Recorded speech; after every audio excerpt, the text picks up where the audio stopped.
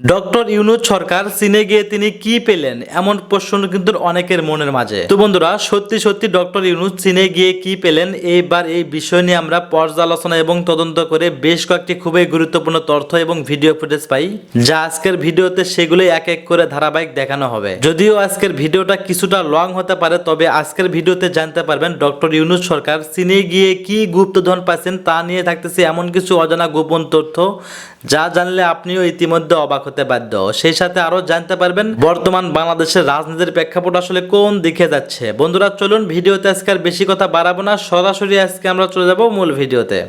Doctor Mohammad ইউনূসের চীন সফরকে ঘিরে যে হাইপ তৈরি করা হয়েছে, আমি বলবো ওভার রেটেড হাইপ তৈরি করা হয়েছে, সেই হাইপটা কতটা যৌক্তিক?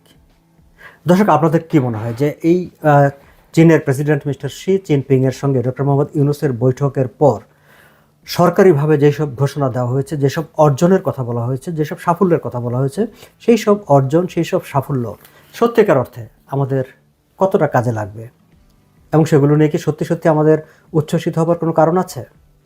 এই প্রশ্নগুলো আপনাদের সামনে রেখে আজকের আলোচনাটা শুরু করছি।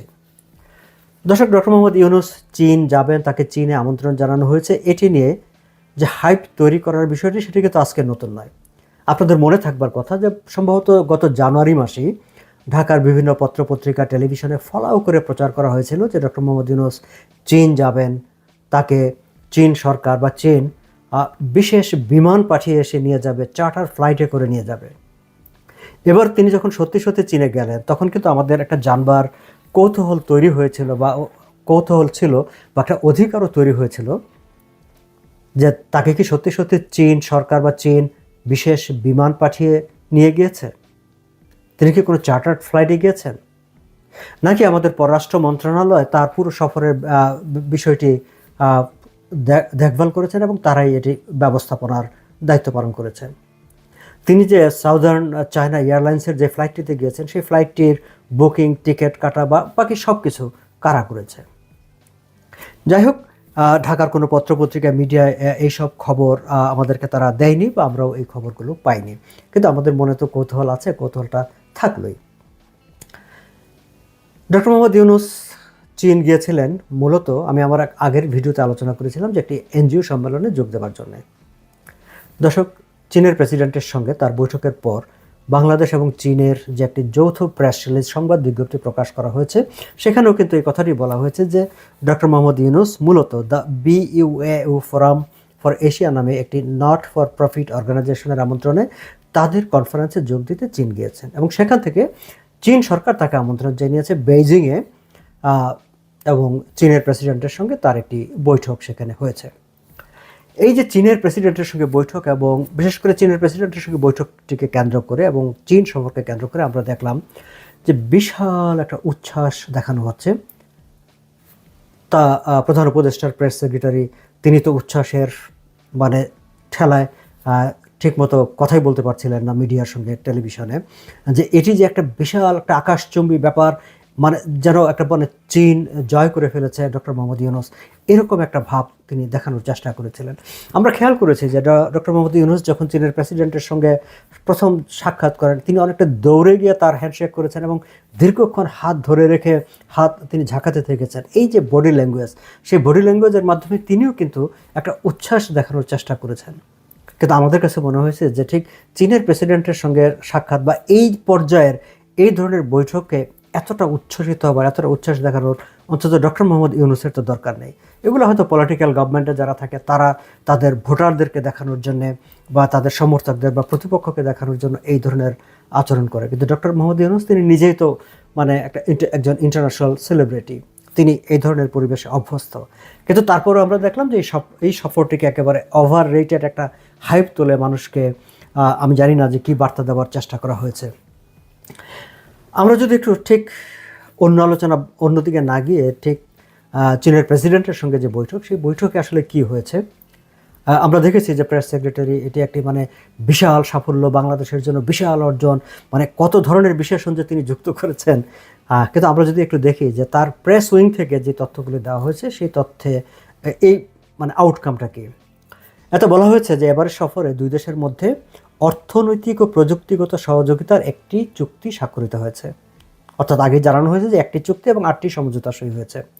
যদিও ডক্টর মোহাম্মদ ইউনূস চীনে যাবার আগে পররাষ্ট্র উপদেষ্টা তৌহিদুর রহমান বলেছিলেন যে কোনো চুক্তি স্বাক্ষরিত হবে না, কয়েকটি সমঝোতা স্মারক হতে পারে। এবং আমাদের আন্ডারস্ট্যান্ডিংও আসলে তাই দর্শক, যে এরকম একটি সরকার, যে সরকার অন্তর্বর্তীকালীন সরকার, অন্তর্বর্তীকালীন সরকারের সঙ্গে আসলে কোনো রাষ্ট্র কোনো চুক্তি করে না, দীর্ঘমেয়াদী কোনো অ্যারেঞ্জমেন্টে যায় না, কোনো এনগেজমেন্টে যায় না, তারা অপেক্ষা করে নির্বাচিত সরকারের জন্য। এবং আমরা জানি যে 5ই আগস্টে আওয়ামী লীগ সরকারের পতনের পর বিএনপির প্রতিনিধি দল চীনে গিয়েছে, চীনের সরকারের সঙ্গে তারা বৈঠক করেছে, জামাতে ইসলামের প্রতিনিধিরাও সেখানে গিয়েছে, তারাও বৈঠক করেছে। এবং আমাদের তথ্য হচ্ছে যে বিএনপির সঙ্গে তাদের চীনা সরকারের এক ধরনের একটা আন্ডারস্ট্যান্ডিংও তৈরি হয়েছে যে বিএনপি যদি ক্ষমতায় আসে আগামী নির্বাচনে, তাহলে চীনের সঙ্গে তাদের কী কী ধরনের এনগেজমেন্ট হবে। এবং ডক্টর মঈন খান তো প্রকাশ্যে বলেছেন যে যেই বহুল আলোচিত, সমালোচিত, আকাঙ্ক্ষিত যে তিস্তা প্রকল্প, সেই তিস্তা চুক্তিটি তারা চীনের সঙ্গে করবেন, সেটি প্রকাশ্যে ঘোষণাই দিয়েছেন বিএনপি নেতা মঈন চৌধুরী। ফলে একটি অন্তর্বর্তী সরকারের সঙ্গে আসলে চীন সরকারের খুব বেশি এনগেজমেন্টে যাওয়ার কোনো কথাও না, কোনো প্রয়োজনও নেই, এবং বাস্তবে তাই হয়েছে। তবু তারা যেহেতু বলেছেন যে একটি চুক্তি হয়েছে, এবং সেটি হচ্ছে দুই দেশের মধ্যে অর্থনৈতিক ও প্রযুক্তিগত সহযোগিতার একটি চুক্তি, এটা খুব গুরুত্বপূর্ণ, তেমন কিছু না। এর বাইরে যে 8টি সমঝোতা স্মারক হয় তার মধ্যে আছে দুই দেশের কালোজয়ী সাহিত্যের অনুবাদ, শিল্পকর্মের সৃজন, সাংস্কৃতিক ঐতিহ্য, খবর আদান প্রদান, গণমাধ্যম, ক্রীড়া ও স্বাস্থ্য খাতে সহযোগিতা বিনিময়। তার বাইরে 5টি সহযোগিতার জন্য আনুষ্ঠানিক ঘোষণা দেওয়া হয়েছে। সেগুলিও তার মধ্যে মোংলা বন্দরকে আধুনিক ও সম্প্রসারণ করা, একটি রোবট ফিজিওথেরাপি পুনর্বাসন কেন্দ্র নির্মাণ, হৃদরোগে অস্ত্রোপচারের সুবিধা রয়েছে এমন একটি গাড়ি অনুদান হিসাবে প্রদান, চীনের বিশেষায়িত অর্থনৈতিক অঞ্চল চালু করা, বিশেষ বিনিয়োগ, এইসব নিয়ে আমরা দেখেছি যে প্রেস সেক্রেটারি আমাদেরকে জানিয়েছেন, গণমাধ্যমকে জানিয়েছেন যে $210 কোটি বিনিয়োগ, ঋণ ও অনুদানের প্রতিশ্রুতি হয়েছে। এটি মানে যে 1 বিলিয়ন ডলার, বাংলাদেশের সামগ্রিক জিডিপি, অর্থনীতি এবং বাংলাদেশের সব কিছু মিলে এটা খুব বড় কিছু না, এবং এর প্রায় সবকটাই প্রাইভেট সেক্টরের। এবং যখন বলা হয় যে প্রতিশ্রুতিটা আসলে খুবই প্রিলিমিনারি পর্যায়ের, এগুলা ফাইনাল বা আরও পরে ডেভেলপ করা, ম্যাচিওর করা, সেগুলো অনেক দীর্ঘমেয়াদী প্রকল্প। ফলে সামগ্রিক বিচারে এই সফর থেকে বাংলাদেশের আমরা যদি কোনো প্রাপ্তি বলি বা যতটা উচ্ছ্বাস দেখানো হচ্ছে, সেই উচ্ছ্বাসকে জাস্টিফাই করে এমন কোনো প্রাপ্তি আসলে সেই অর্থে এখানে নেই।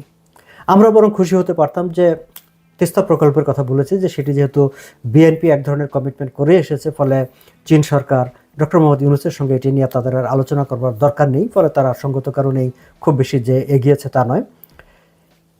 রোহিঙ্গা সমস্যা নিয়ে একটা আলোচনা হতে পারত, একটি সিদ্ধান্ত হতে পারত। দর্শক, রোহিঙ্গা সমস্যার পিছনে কিংবা সমাধানের ক্ষেত্রে চীনের গুরুত্বপূর্ণ ভূমিকা রয়েছে, চীনের প্রভাব রয়েছে, সেটা আমরা জানি, এটা সবাই জানে। আওয়ামী লীগ সরকারের শাসনামলে চীনের সঙ্গে এক ধরনের একটা ব্যবস্থাপনা হয়েছিল যে তারা পর্যায়ক্রমে কিছু কিছু করে রোহিঙ্গাদের ফেরত পাঠানো হবে, তাদের মানে মিয়ানমারে ফেরত পাঠানো হবে।